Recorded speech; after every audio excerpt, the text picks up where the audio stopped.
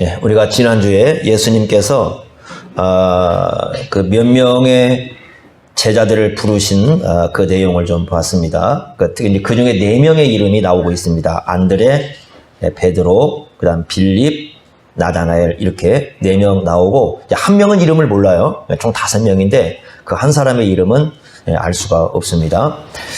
그러고 난 이후에요. 그 예수님께서 제자들을 부르고 난 이후에 처음으로 이제 간 곳이 갈릴리 가나라는 지역입니다. 가나는 우리가 그 지난주에 잠깐 얘기했던 것처럼 나다나엘, 그 맨 마지막에 부름받은 나다나엘의 고향입니다. 그 나다나엘의 고향인 갈릴리 이제 가나로 가게 되는데, 이 갈릴리 가나라는 곳은 예수님께서 자라나신 그 나사렛 동네에서부터 이제 여러 가지 이제 견해가 있지만 한 13km에서 14km 정도 떨어져 있어요.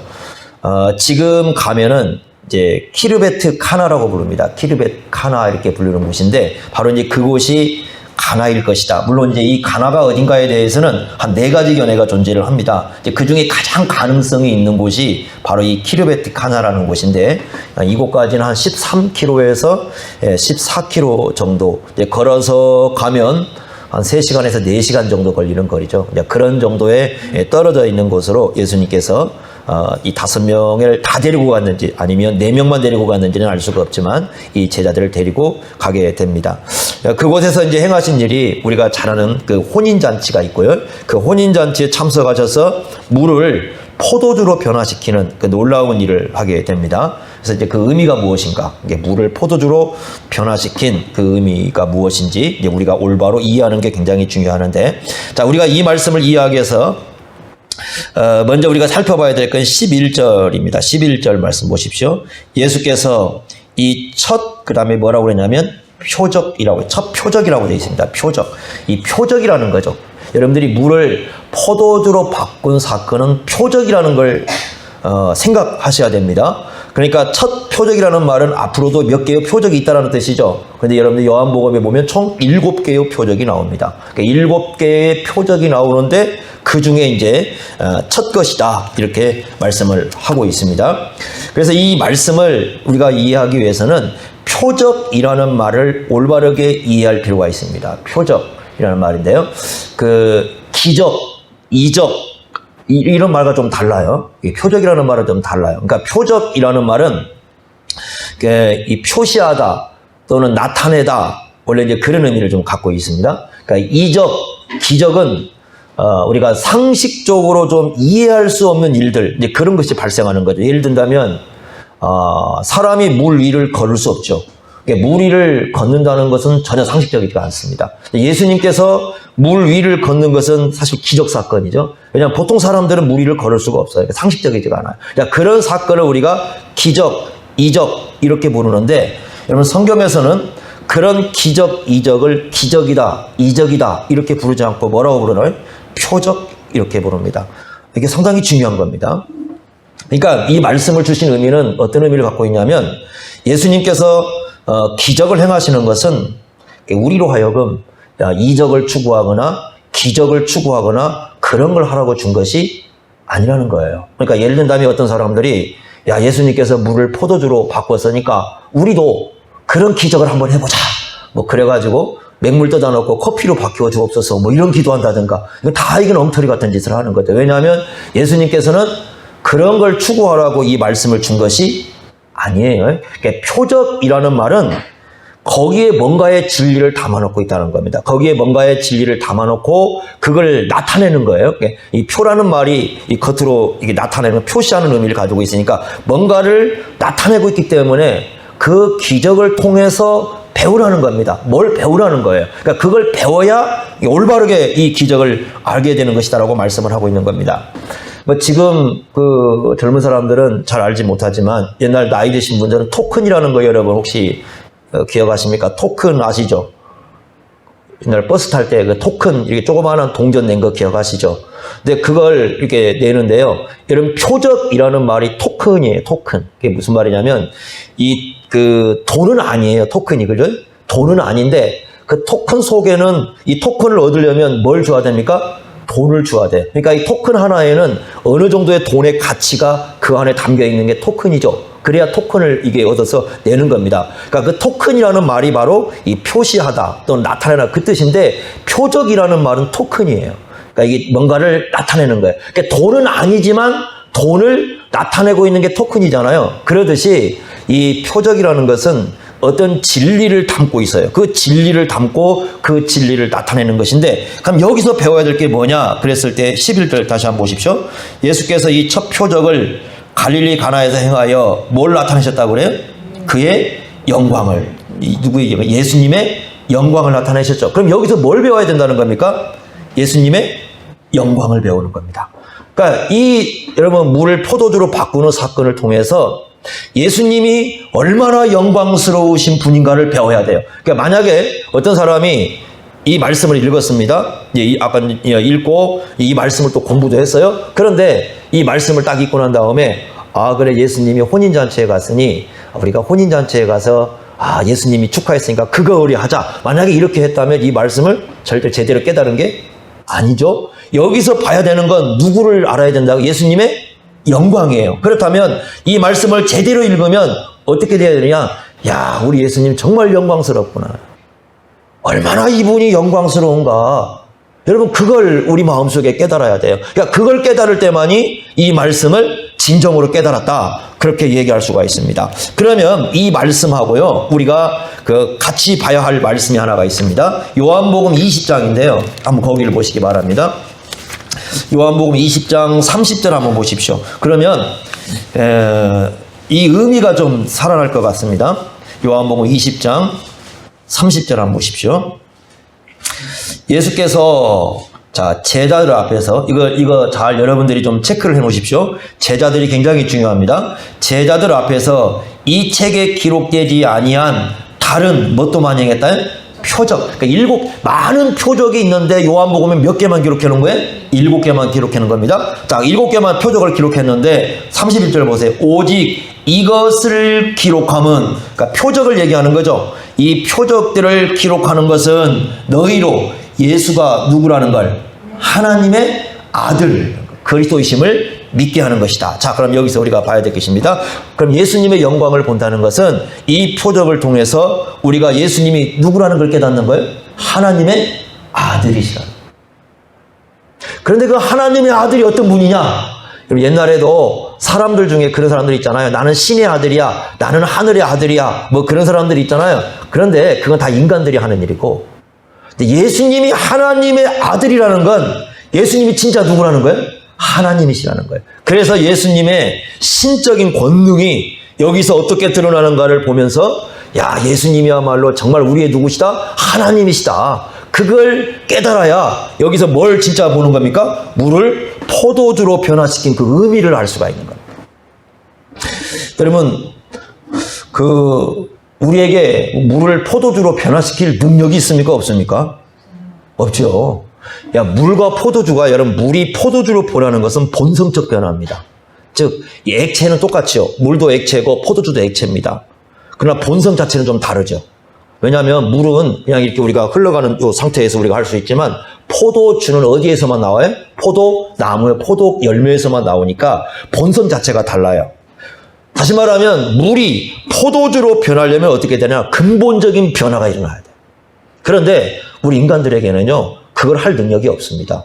예를 들면 지구상에서 가장 좋은 물을 떠다가 이게 이제 놔두면 시간이 지나서 포도주로 변하는 물이 있는가? 존재하지 않습니다. 그런 건. 아무리 지구상에 좋은 물을 갖다 놓고 있어도, 아무리 지구상에 물을 갖다 놔도 물 자체가 포도주로 변하는 경우는 존재할 수가 없어요. 왜 그렇습니까? 본성 자체가 다릅니다. 근본이 달라요. 그러면 근본적인 건데, 본질적인 건데, 그것을 변화시킬 수 있는 분이 계시다. 그럼 누구밖에 못해요? 그건 하나님밖에 못하는 거죠. 그러니까 예수님이 지금 하는 건 뭐냐면, 물이라는 걸 포도주로 바꾸는 근본적인 변화를 일으키는 거예요. 그러니까 예수님이 하나님의 아들이시라는 것은 사람인데, 사람으로 태어났는데, 그건 맞죠, 그죠? 일반 사람들처럼 사람으로 태어났는데 그냥 내가 하나님의 아들이라고 나를 불러, 이게 아니고 예수님은 정말 하나님의 아들이신 겁니다. 이건 3장과도 연관이 되어 있습니다. 여러분, 3장에 어떤 사건이 발생하냐면 니고데모 사건 아시죠? 자, 니고데모 사건에서 니고데모가 찾아왔습니다. 그랬을 때 예수님이 뭘 가르치냐면 거듭남에 대한 얘기를 합니다. 다시 태어난다. 거듭난다. 여러분, 거듭난다는 게 뭐냐면 본질의 변화예요. 세상에서 제일 어려운 게 사람 마음 변하는 거거든요. 이상하죠? 이 변덕은 심한데 변화는 어려워요. 그게 무슨 말이냐면 사람이 마음이라는 게 나쁜 쪽으로 변하고 뭐 이런 쪽은 쉽게 변합니다. 그런데 이 죄가 있는 죄성의 마음이 의가 있는 의성의 마음으로 이 변하는 것은 불가능합니다. 왜? 인간은 자체가 다 본성이 뭐예요? 죄성이기 때문에 이 본성 자체의 변화가 어려워요. 그러니까 예수님이 뭘 말씀하냐면 본성적인 변화가 일어나야 돼요. 인간이. 그럼 본성적인 변화는 누가 일으킬 수 있어요? 그거 누구만이 할 수 있어요? 하나님만이 하실 수 있죠. 그래서 누가 그 일을 할 수 있다고 합니까? 성령께서. 인간의 본성을 변화시키는 건 사람이 못합니다. 사람이 사람을 변화시킨다? 불가능합니다. 우리 자신이 우리 자신을 변화시킨다? 불가능합니다. 우리 자신이 변하는 것도 그렇고 사람이 변하는 것도 그렇고 누가 역사하셔야 돼요? 성령께서 역사하셔야 돼요. 그러니까 이런 겁니다. 물이 포도주로 변하는 만큼 어려운 게 바로 뭐냐면 사람의 마음이 변하는 거예요. 여러분들이 이럴 수 있어요. 아, 내가 이 사람하고 뭐 결혼할 때 그런 생각, 이 사람하고 내가 딱 할 때 나중에 결혼하면 변하겠지. 여러분, 쉽지 않습니다. 인간은요 그렇게 변화가 쉽지 않아요.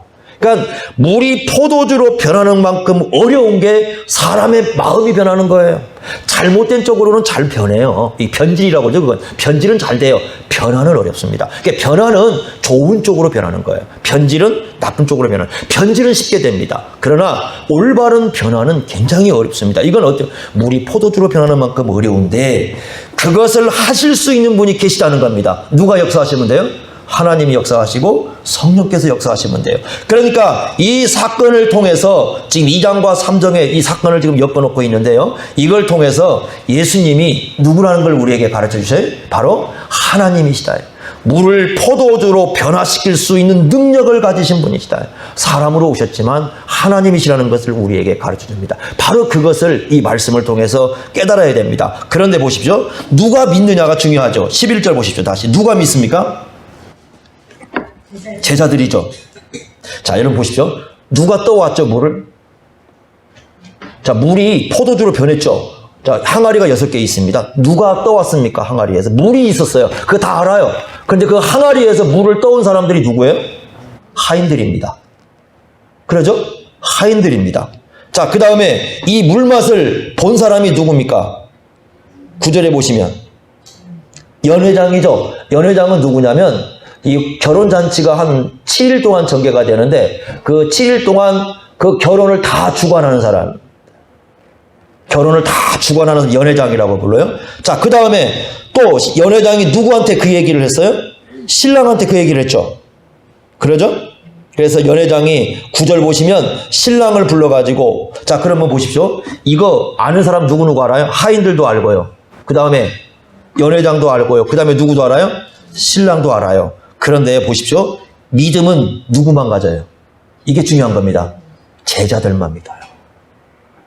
그러니까 물이 포도주로 변한 것을 알아요. 하인들도 알고요. 연회장도 알고요. 신랑도 알아요.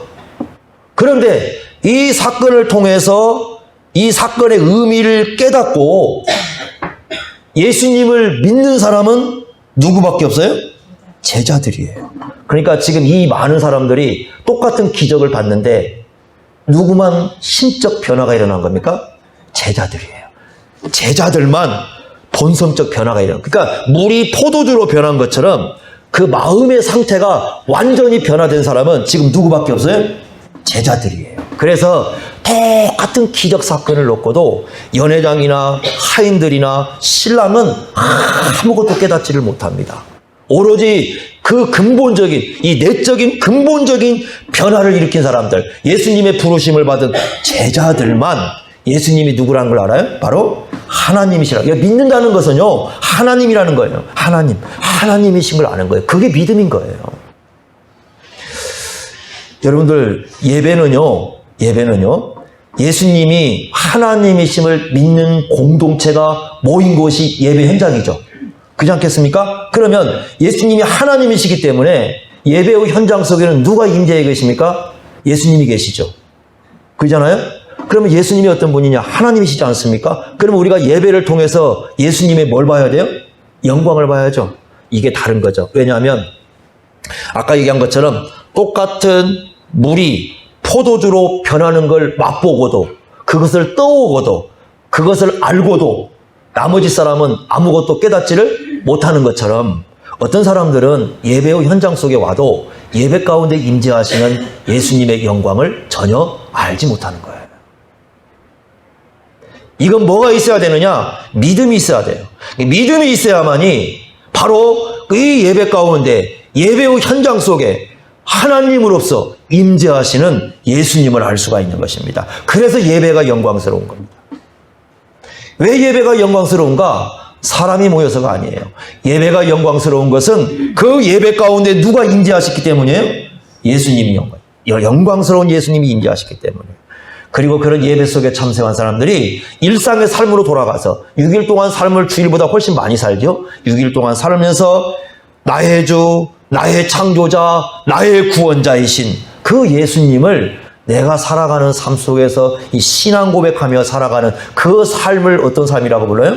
제자의 삶이라고 부르는 거예요. 그러니까 제자의 삶이라는 건 뭐냐? 예수님의 영광을 드러내는 삶이에요. 예수님의 영광을 드러낸다는 것은 6일 동안 삶의 현장에서도 예수님이 나의 누구시는 거예요? 하나님이시고 나의 주님이십니다. 여러분, 우리가 밥을 먹을 때 하나님이 그 시간에도 예수님은 나의 주님이시고 나의 하나님이십니다. 내가 산책을 나갈 때도 그 시간에도 예수님은 나의 주님이시고 나의 하나님이십니다. 내가 누군가를 만나고 있을 때에도 예수님은 나의 하나님이고 나의 주님이십니다. 우리가 밥을 먹고 설거지를 할 때도 예수님은 나의 주이시고 나의 하나님이시고요. 우리가 잠자리에 들려고 할 때도 예수님은 나의 주님이시고 나의 하나님이세요. 예수님이 나의 주님이시고 나의 하나님인 것이 우리의 일상 어디에 있든지 우리를 떠날 수 없는 거예요. 그걸 신앙 고백하며 살아가는 사람이 어떤 삶이에요? 바로 제자의 삶인 거예요. 제자의 삶인 거죠. 이것을, 이 사건을 통해서 예수님께서는 우리에게 중요하게 가르쳐 주십니다. 자, 그 다음에 여러분들이 이제 우리가 조금은 난제처럼 보이는 건데 아주 중요하게 봐야 될 게 뭐냐면 예수님과 마리아의 관계입니다. 이건 이제 어떤 분들은 잘못 해석을 하는 경우가 있어요. 그래서 이제 어떻게 해석을 하는 분들이 계시냐면, 예수님께 직접 얘기하니까, 예수님의 그 기도를 안 들어줘요. 그러니까 마리아에게 얘기를 하는 거죠. 마리아에게 얘기했더니 마리아가 예수님께 얘기를 해주는 거예요. 그러니까 예수님이 마리아의 얘기를 듣고, 그래, 어머니가 얘기했는데 하고 들어준다고 얘기하는 사람들이 있습니다. 아주 잘못된 겁니다. 그런 얘기하는 거 아니니까 이 의미를 여러분 잘 한번 보시기 바랍니다. 자, 혼인 잔치하는 집이죠. 그러면 마리아가 그곳에 갔습니다. 1절에 보니까 예수의 어머니도, 여러분 그 요한복음 특징이 하나가 뭐냐면 그 마리아라는 이름을 언급하지 않아요. 그러니까 예수님의 어머니라고 얘기를 해버리지 예수님의 어머니가 마리아라 언급을 아예 하지 않습니다. 요한복음에서는. 참 이해하네요. 요한이라는 이름도 등장하지 않고요. 제대로 요한. 그러니까 마리아라는 그 이름도 등장하지가 않아요. 달리 별명을 쓰고 있어요. 이게 참 특이한 겁니다. 아마 그곳에 간 것은 마리아의 친척일 가능성이 높아요. 실제로는 어딘가는 모르겠지만 홀리에 갔다는 것은 마리아의 친척일 가능성이 높아요. 왜 그렇게 볼 수 있냐면 2절에 보니까 누가 청함을 받았냐면 예수님과 제자들이 거기 청함을 받았기 때문에 아마 친척일 가능성이 높습니다. 아마 우리가 그걸 그냥 그렇게 놓고 봅시다. 그러니까 실제일지 알지는 모르겠지만 이 집은 마리아의 친척집이라 생각을 하고 한번 생각을 해봅시다. 결혼식은 보통 일주일 정도 합니다. 일주일. 유대인들 결혼식은 일주일 정도 하게 되는데 3절 한번 보십시오. 어떤 문제가 발생했는가? 3절에 한참 그 잔치를 하고 있는데 3절에 뭐가 떨어졌어요? 포도주가 떨어져 버렸어요. 그래서 어떻게 하느냐? 마리아가 나서죠. 그 3절에 보시면 예수의 어머니 마리아가 예수님께 뭐라고 말씀드리냐면 저들에게 포도주가 없다. 그런데 이 말씀에 대해서 예수님께서 좀 이상한 말씀을 하셔요. 4절 한번 보십시오. 4절 같이 한번 읽겠습니다. 4절 중요하니까요. 같이 읽습니다. 시작. 예수께서 이르시되 여자여 나와 무슨 상관이 있나이까? 내 때가 아직 이르지 아니하였나이다. 여러분 좀 이상하죠? 마리아가 와가지고 예수님께, 여러분 이런 거 아니에요? 마리아가 예수님께 여기 지금 포도주 떨어졌으니까 좀 포도주 만들어 와라 그런 얘기 하는 거 아니고 지금 현실 실정을 얘기를 해주고 있는 거예요. 포도주가 떨어졌는데 이것 좀 어떻게 이 문제를 좀 해결해 봐라 그런 얘기예요. 자, 그런 얘기를 하고 있습니다. 그런데 예수님이 좀 답이 좀 이상해요. 왜 그러냐면 이렇게 얘기합니다. 예수님께서 여자요. 자기 어머니 보고 뭐라고 불러요? 여자요. 좀 무례해 보이죠. 그리고 좀 냉대하는 듯이 보이시죠. 네, 그래서 이거 너무 좀 어떻게 아들이 자기 어머니한테 여자요. 좀 무례하고 냉대하듯이 그렇게 보이는 그런 호칭을 쓸까 이렇게 생각할 수 있는데 여러분 이거 그런 호칭 아닙니다. 그러니까 성경을 읽을 때 우리 문화하고 그 당시 문화하고 좀 다른 걸 이해를 하셔야 됩니다. 그러니까 여자라는 표현은 1세기에 장성한 여인에게 썼던 호칭이에요. 그것은 냉대라든가 무례한 표현이 아니라 1세기 당시에 존칭어입니다. 그래서 여러분 요한복음 나중에 뒷부분에 가보시면 부활하신 예수님께서 맨 처음에 나타난 그 여인이 누굽니까? 막달라 마리아죠. 그 막달라 마리아를 처음 볼 때 뭐라고 쓰고 있어요? 여자여 이렇게 쓰고 있어요. 그러니까 이것은요 냉대하거나 아니면 무례한 그런 표현이 아니라 우리하고 문화가 좀 달라요. 그러니까 1세기 당시에 존칭어긴 한데 이제 그 장성한 여인들에게 쓰는 표현입니다. 그런데 그러면서도 뭔가 구분을 짓고 있어요. 왜 그러냐면 여러분 평상시에 예수님이 여자애 이렇게 안 부르겠죠. 그러죠? 평상시에 예를 들면 예수님께서 30살까지 이렇게 살아오시면서 예수님이 마리아를 부를 때 여자여 이렇게 부르지는 않았을 거예요. 그런데 아마 지금 예수님은 이때 처음으로 예수님을 마리아를 향해서 뭐라고 부를 가능성이 높아요? 여자. 이게 처음으로 부를 수 있는 확률이 굉장히 높습니다. 그러니까 이것을 우리가 좀 중요하게 생각을 해야 됩니다. 이제까지는 이런 거예요. 예수님의 의도는 지금까지는 마리아가 예수님을 자기의 아들로 생각을 했죠. 마찬가지죠. 그러니까 지금 마리아가요 예수님께 야 포도주가 떨어졌다고 얘기한 것은 지금까지 자기 아들로 생각했던 그걸 그대로 유지하고 있는 표현이에요. 그러니까 지금까지 예수님께서는 30년 동안 살아오시면서 마리아에게 잉태됐고요. 그 다음에 마리아의 그 집 밑에서 자라났고, 근데 거기에서 보시면 순종하면서 30년 동안 살았다고 하지 않습니까? 그러니까 30년 동안 사셨어요. 순종하면서 가족을 잘 돌봤습니다. 예수님의 아버지 요셉은요, 아마 12살, 예수님의 12살 때부터 시작해서 30세 요 중간 어느 쪽에서 돌아가셨어요. 나오지 않습니다, 더 이상. 그러니까 중간에 돌아가신 거죠. 그리고 그 예수님에게 남동생이 4명 있었고요. 누이가 2 이상이었어요. 그러니까 적어도 마리아하고 합치면 예수님이, 만약에 요셉이 돌아가셨다고 하면 돌봐야 할 가족이 7명 이상이 되는 거죠. 남동생 4명에다가, 그 다음에 누이 2 이상이고요. 몇 명인지는 모릅니다. 그리고 이제 마리아까지 하면 이렇게 했어요. 장남인 거죠, 예수님이. 장남의 역할을 했던 것이죠. 그래서 예수님께서 장남의 역할을 해오면서 순종하면서, 부모에게 순종하면서, 가족을 책임지면서, 가족에 어려운 일이 있을 때마다 다 그걸 해결해 왔을 거예요. 그걸 마리아는 알고 있어요. 그러니까 포도주가 떨어지니까 자연스럽게 어떻게 얘기하는 거예요? 그냥 포도주가 떨어졌으니까 이 문제를 좀 어떻게 해달라? 해결해달라. 지금까지도 이 집을 꾸려오면서 여러 가지 어떤 문제가 있을 때 예수님이 해결해 주셨는데, 근데 여러분 이렇게 생각하시면 안 돼요. 30년 동안 예수님이 기적을 행했다고 생각하시면 안 됩니다. 2가지 면에서 그래요. 첫째, 예수님은 죽은 자를 살릴 수 있죠. 그런데 요셉이 죽었는데 안 살렸어요. 기적을 행하지 않았다는 증거입니다. 2번째, 지금 예수님이 행하신 것을 첫 표적이라고 쓰고 있죠. 그러면 그 이전까지는 기적을 행하지 않았다는 뜻이에요. 그러니까 예수님이 뭔가 막 그 가정에 어려움이 있을 때 기적을 행해가지고 그 가족을 돌본 게 아니에요. 그냥 일상 사람들처럼 우리처럼 똑같은 삶을 살아가면서 예수님이 목수였다면, 석공이었다면 막노동을 하면서 나무를 쪼개고 돌을 캐면서 돌을 깎아내면서 굳은 살을 베긴 그 손으로 예수님께서 자기 가족을 돌봐 오신 겁니다. 책임지고요. 그러니까 그것을 마리아는 알고 있어요. 그래서 자기의 지금까지 아들이 예수님이 아들이었고 아들 역할을 해오면서 이 가족을 돌봐왔기 때문에 이 문제가 생기니까 예수님을 향해서 야 지금 이런 상황이 발생했으니까 이 문제를 좀 해결해 달라 이렇게 예수님께 요청을 한 겁니다. 그랬더니 예수님께서 이제 딱 구분을 짓는 겁니다. 여자여. 예전 같았으면 순종의 표현으로 하면 어머니 이렇게 했을 텐데 그게 아니라 여자여 하면서 이제 좀 구분을 짓고 있는 겁니다. 그러니까 이런 거죠. 이제부터 예수님이 공생애를 시작하지 않았습니까? 공생애를 시작하면서부터는 예수님이 자기를 누구로 드러내기 시작했어요? 메시아이십니다. 구원자 메시아로서 이제 공생애를 시작하지 않습니까? 그러니까 이런 거예요. 예수님 말씀은 지금까지 30년 동안은 당신이 나를 아들로 여기고 지금까지 문제를 해결해 왔지만 지금부터는 관계를 다시 정립하십시오. 예수님이 공생애를 시작하면서는 마리아는 이제 어떻게 해야 돼요? 예수님에 의해서 구원받아야 할 죄인으로 등장하는 겁니다. 지금까지는요, 마리아와 예수님의 관계가 어머니와 아들 관계예요. 예수님이 공생애를 시작하면서부터는 예수님이 세례를 받으시고 우리의 모든 죄짐을 짊어지고 공생애를 시작하면서부터는 이제는 어머니와 아들 관계가 아니라 메시아와 죄인 관계인 거죠. 관계가 바뀐 거예요. 그러니까 마리아에게 얘기하는 겁니다.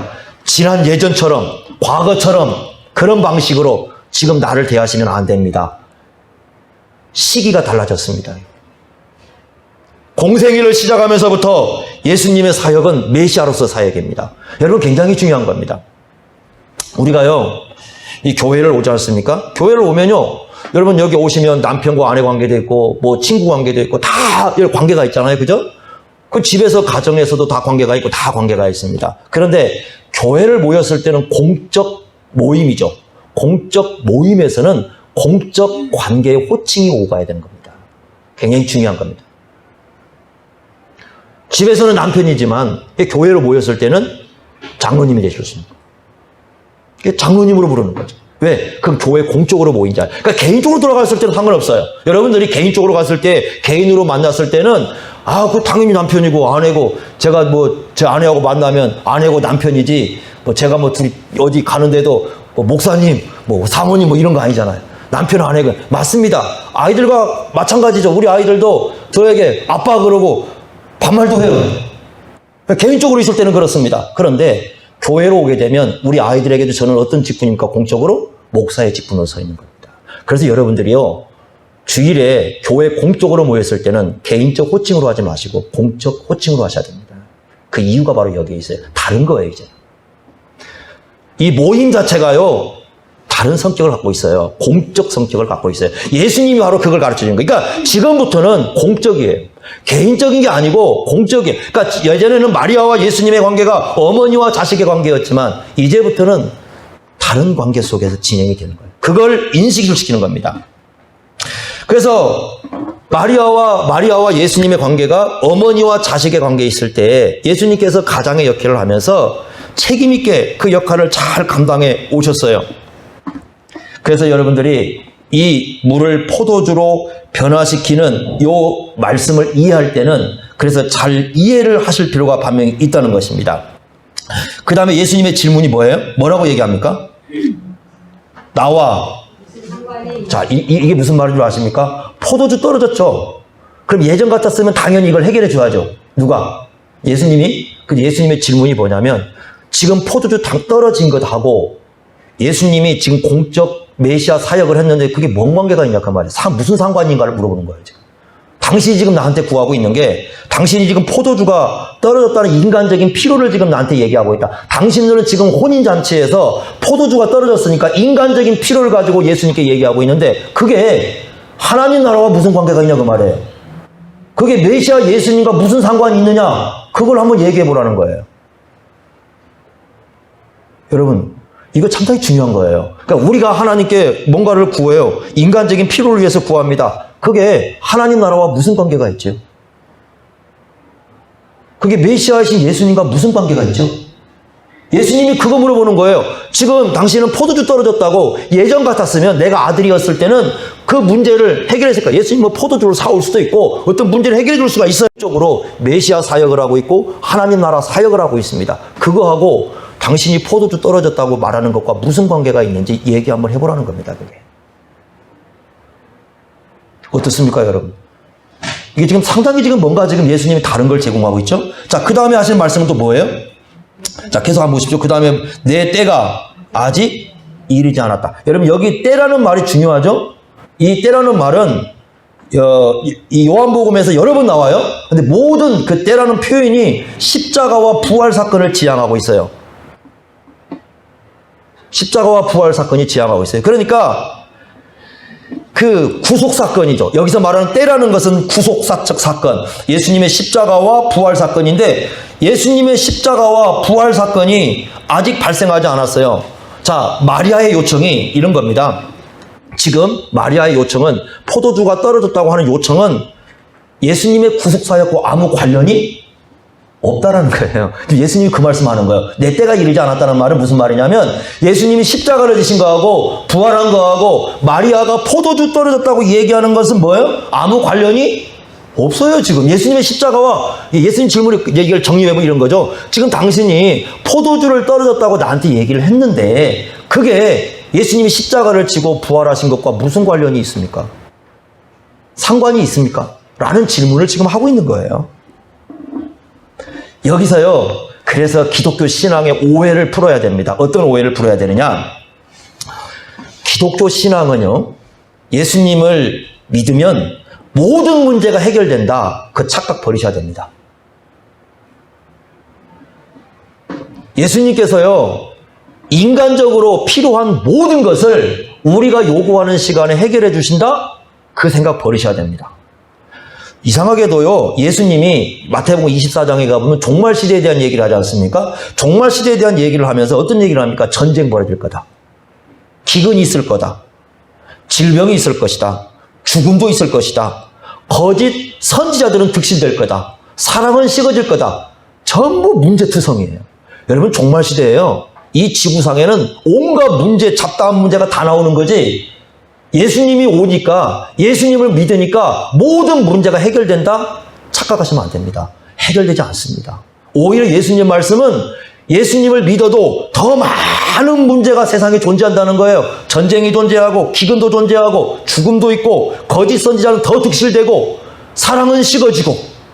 이게 마태복음 24장에 얘기하는 거 아니겠습니까? 근데 여러분들 요한계시록을 봐도요, 이 얘기를 하고 계세요. 요한계시록도 보면 종말 시대가 어떻게 되는가? 오히려 사람들에게, 믿지 않는 사람들이 더 고통을 받고 더 어려움을 당하고 이런 상황이 발생하고, 오히려 바다가 여러분 3분의 1이 전부 다 문제가 생기고, 이 지구상의 땅들이 한 3분의 1이 다 문제가 생기고, 예수님이 그런 얘기를 하는 거지. 야, 예수님 믿으니까 모든 문제가 해결된다. 일본의 어떤 작가가요, 하나님에 대해서 이렇게 썼습니다. 기독교 하나님에 대한 책을 읽더니 이렇게 썼습니다.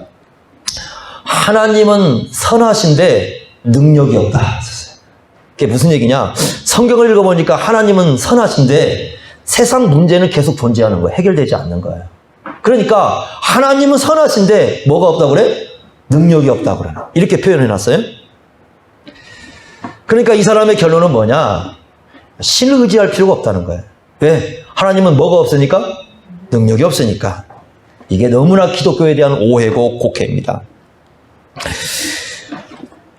구속사적 의미에서요, 여러분, 구속사적 의미에서는 어떤 의미를 갖고 있느냐? 예수님이 지금 아까 이 물을 포도주로 변화시키는 상을 통해서 예수님의 영광을 드러냈다고 그랬죠? 그럼 누구로 드러난 겁니까? 자신이 하나님이시고 자신이 메시아이심을 나타낸 거 아니겠습니까? 그러니까 물을 포도주로 변화시킨 것은 마리아가 말하는 인간적인 해결을 위해서 해준 게 아니라 예수님의 누구인 걸 드러내기 위해서 하나님의 아들이시고 메시아인 걸 드러내기 위해서 그 기적을 행한 거예요.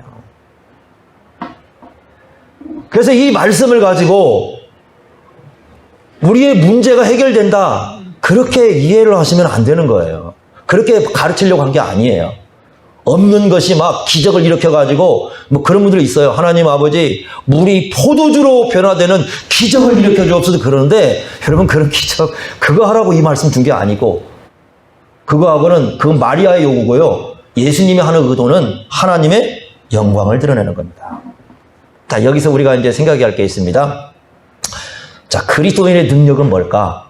예수님의 능력은 뭘까? 우리는 많은 사람들이 하나님의 능력, 예수님의 능력, 그러면 어떤 사람이 이렇게 가난한 사람이 부한 사람이 되는 거, 이걸 바꿔주는 게 하나님의 능력이다, 이렇게 생각하는 분들이 있습니다. 그런데 여러분, 성경은 그렇게 말하지 않습니다. 가난한 사람이 부자가 되는 게 하나님의 능력은 아니에요. 복일 수는 있어요. 하나님이 주시는 복이긴 하지만 그걸 성경에서 하나님의 능력으로 산다, 예수님의 능력으로 산다 그렇게 말하지 않아요. 오히려 빌립보서에서는 뭐라고 얘기하고 있죠? 부함에 처하나 가난에 처하나 내가 거기서 뭐하고 사는 것이 자족하고 만족하고 사는 게 진정한 뭐다? 능력이다. 그러니까 가난해도 감사할 수 있다면 그 능력이에요. 우리가 부해도 그냥 부한다고 만족 못해요. 부하면 더 갖고 싶은 거죠, 사람들이. 부한다고 만족하는 게 아니라 내가 가졌을 때 만족할 줄 안다면, 또 내가 없더라도 나눌 줄 안다면 그게 그리스도의 능력이거든요. 중요한 건 뭐냐? 그러면 왜 내가 가난하건 부하건 상관없이 가난에 처하든 부한에 처하든 감사할 줄 알고 내가 만족할 줄 알고 내가 나눌 줄 알고 왜 내가 그렇게 살아야 되느냐? 예수님의 십자가가 있기 때문에. 구속사적인 의미인 거죠. 구속사적인. 그러니까 우리의 삶이 구속사적인 의미인 거예요. 세상이 다 망해도 우리가 세상에 의해서 두려워하지 않는 것은, 여러분, 세상이 망한다고 하나님이 망합니까? 예수님이 망합니까? 하나님 나라가 망합니까? 아니에요. 세상이 망한다고 해도 우리가 하나님의 자녀라는, 예수님의 십자가로 말미암아 하나님의 자녀가 되었다는 이 사실은 전혀 변하지 않아요. 그것이 우리 안에 있는 거예요. 그러니까 십자가가 주는 의미가 우리의 삶 속에 존재하는 거예요. 그게 그리스도의 능력이에요. 그러니까 예수님의 능력이라는 건 뭐냐면 십자가와 부활이 우리의 삶을 통해서 드러나는 것이 바로 예수님의 능력인 거예요. 그게 진정한 능력. 구속사적 능력인 거죠.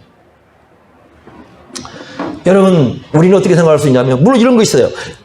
아프신 분들이 병이 나을 수 있죠. 다 우리 살다 보면 아프잖아요. 또 때로는 아팠다가 또 나았다가 이러지 않습니까? 그러면 병든 사람이 나았습니다. 하나님 복 맞아요. 그죠? 그런데 그걸 놓고 그리스도의 능력이라고 부르느냐? 그러면 좀 문제가 되죠. 그럼 아픈 사람들은 늘 능력 없이 사는 겁니까? 아니죠. 아플 수도 있고 나을 수도 있고 우리의 삶은 많은 상황을 겪습니다. 그럼에도 불구하고 이런 거죠. 내가 비록 아플 수도 있고 아프지 않을 수도 있지만 감사할 수 있다면 그게 진정한 능력이죠.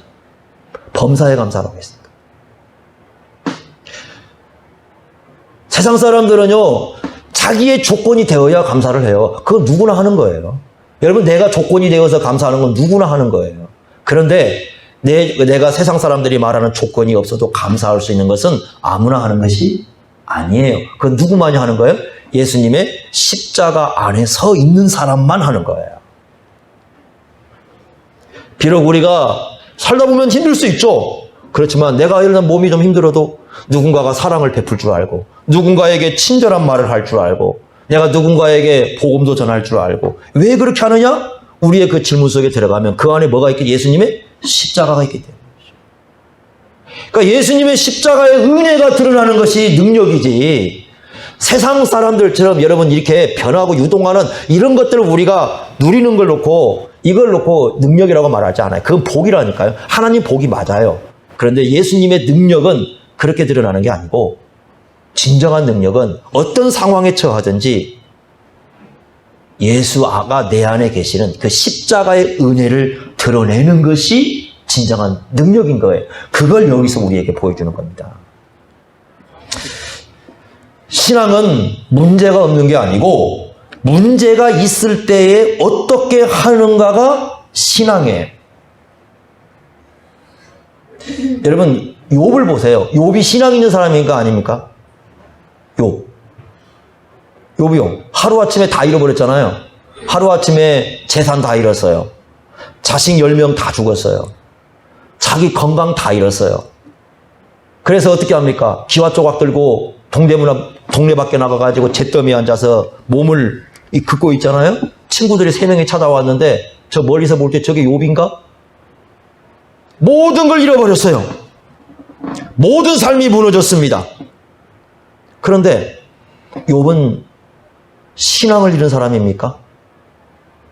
욥이 어떻게 합니까? 입을 열자마자 첫 입을 열 때요, 생일을 저주합니다. 왜 하나님 나 세상에 내보내가지고 내가 왜 이 땅에 태어나서 이 고통을 당해야 돼? 나 이 고통 당하려고 태어난 게 아닌데 내가 왜 세상에 태어나가지고 이런 고통을 당해야 돼?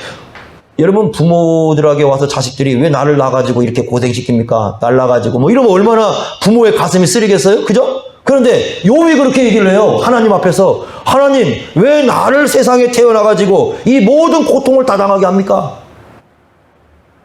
다 잃었어요. 결국 가지고 있는 게 자기 생명 하나예요? 근데 옆에 있는 와이프가 뭐라고 합니까? 차라리 하나님 저주하고 죽어버려라. 저는요, 그 와이프를 정죄하면 안 된다고 봐요. 왜 그러냐면요, 여러분들 한번 생각해 보세요. 집안의 재산 다 잃고 자식 10명 잃고 자기 건강 잃었으면 이 정신적으로 안 믿을 사람이 누가 있겠어요?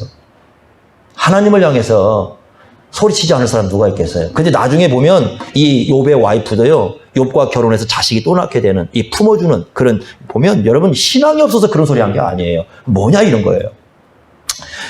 삶에 문제가 있어요. 잃어버릴 때 있습니다. 때로는 재산도 잃기도 하고, 때로는 건강을 잃기도 하고, 때로는 우리가 살다 보면 많은 걸 잃어버릴 수도 있어요. 그런데 신앙이 있는 것과 없는 것의 차이는 뭐냐면, 신앙이 있는 사람은 그래도 하나님께 나와서 대들기라도 합니다. 소리친단 말이에요. 하나님께 나와서. 하나님 도대체 왜 이러십니까? 그 얘기는 무슨 얘기예요? 여러분, 신앙이 없는 사람은요, 그냥 나가 떨어지는 거예요. 아예 하나님을 찾지 않습니다. 그건 어떤 차이가 있냐면 이런 겁니다. 왜 욥이요? 훌륭한 신앙이라고 부르느냐? 욥이 다 잃었어요. 삶에 문제가 왔어요. 그럼에도 불구하고 삶이 다 무너졌음에도 불구하고 훌륭한 사람이라고 불러요. 그리고 하나님을 향해 원망합니다. 원망 안 하는 게 아니에요. 원망해요. 불평해요. 하나님 왜 나를 태어나게 했습니까? 하나님 나와 함께 나와서, 심지어는 이런 말이에요. 우리말로 맞짱 한번 떠봅시다. 내가 뭔 죄를 저질렀다고 하나님 나에게 이렇게까지 하십니까? 아니 도대체 하나님 내가 무슨 죄를 얼마나 졌길래 나에게 이렇게까지 고통을 주십니까? 라고 하나님께 호통을 쳐요. 그 말은 무슨 얘기예요? 적어도 하나님 살아계심을 믿고 있는 거예요. 여러분, 하나님이 살아계시지 않다면, 그거 안 믿는다면, 우리가 구약의 가장 기본적인 신앙은 이거죠. 첫째, 하나님은 한 분이시다. 두 번째는 하나님은 살아계시다. 세 번째, 하나님은 참되시다. 이게 구약의 기본 신앙이죠. 3대 기본 신앙입니다. 하나님은 한 분이시고, 하나님은 살아계시고, 하나님은 참되신 분이다. 적어도 욥은 그 많은 고난의 현장 속에 있었지만 하나님이 누군 걸 알았어요? 그래도 살아계신 분을 알았기 때문에 하나님께 나아가서 호통을 치는 거예요. 막 같이 대드는 겁니다. 만약에 하나님이 죽은 존재라면요, 그럴 필요가 없죠. 하나님 앞에 나아가서 소리칠 수 있는 사람은 어떤 사람이냐? 하나님의 자녀들이에요. 자녀들입니다.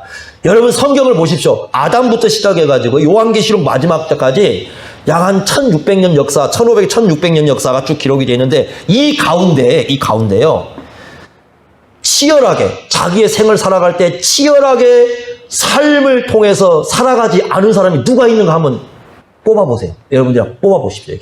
정말 삶 속에서 치열하게 살지 않은 사람, 정치적 문제, 경제적 문제, 세상의 온갖 문제 앞에서 죄악의 문제, 이 죄악 덩어리 세상 속에서 정말 치열하게 살아가지 않는 신앙인이 있었는가, 누가 한번 여러분 뽑아보세요. 성경에서 누가 있는지.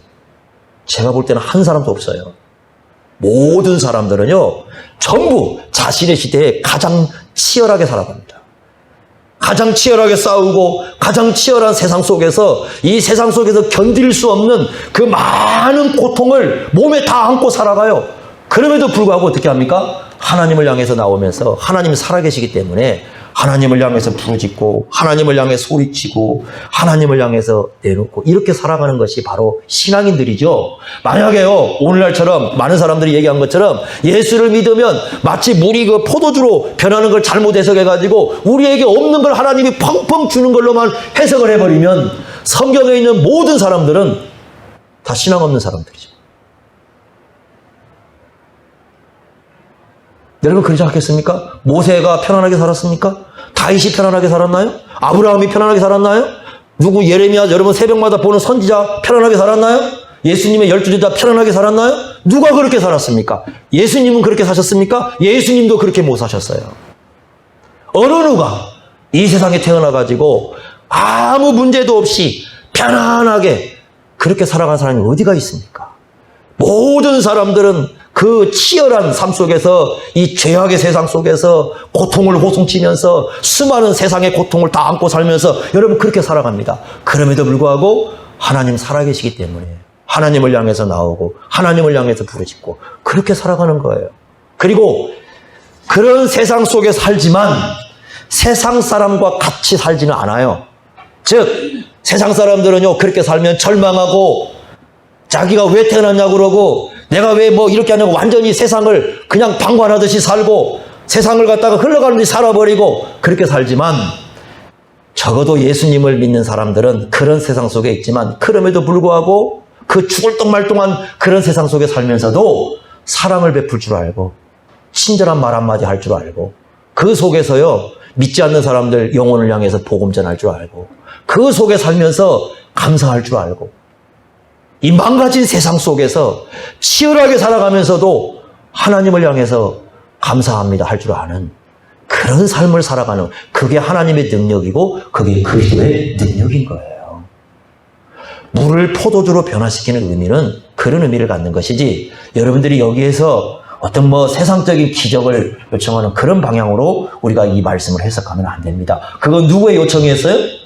마리아의 요청이었어요. 그러나 예수님은 그 요청에 응답한 게 아니고 예수 그리스도 자신이 어떤 분인지 그걸 드러내는 쪽에서 역사하셔서 물을 포도주로 변화시킴으로써 바로 예수님이야말로 진정한 하나님이시오 그 예수님 안에서만이 그 그리스도의 능력에서만이 진정으로 하나님 백성의 삶을 살아갈 수 있다. 하나님의 자녀의 삶을 살 수 있다는 것을 우리에게 보여주는 너무나 중요한 사건입니다. 여러분 이 말씀을 꼭 좀 기억하셔서 우리가 비록 세상 살 때 다 치열합니다. 네, 여러분 성경에 어느 누구도 그렇게 살지 않은 사람 없습니다.